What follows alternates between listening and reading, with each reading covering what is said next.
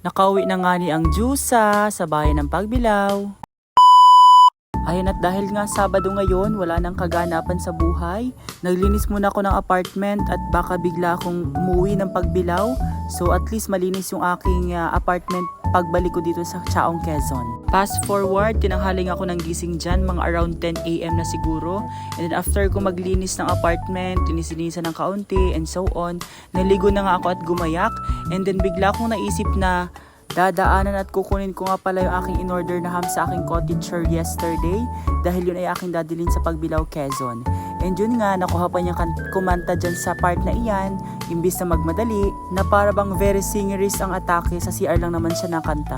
At after nga niyan, ako ngay nagbihis na. Tapos bigla ko na-realize pagpasok ko ng kwarto, akala ko ba naglinis ng room? Flexing may crop top polo. So kung gusto po nyo pong bumili, umorder lang po kayo sa aking yellow basket sa TikTok.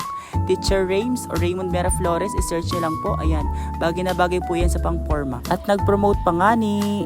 At dahil wala nag-akit ng gala, babay na muna for now. Chaong, Quezon. Pupunta muna ako ng Pagbilao. Sure na bang walang mag-aakit? Garda Versosa na nga, di. Ayan, dahil tapos na po tayo sa mga kaganapan sa buhay. Tayo naman po ngayon ay uuwi na ng ating bayang Sinilangan. Dahil ako po miss na ng aking pamilya. Almost 1 month na po akong ginauwi dahil sobrang busy sa school and all. Have a Merry Christmas, everyone! After almost 30 minutes, ayan, nakasakay ng Anjusa ng bus. So ayan, inip na inip siya kanina habang mag-aantay dun sa labas dahil napakatagal.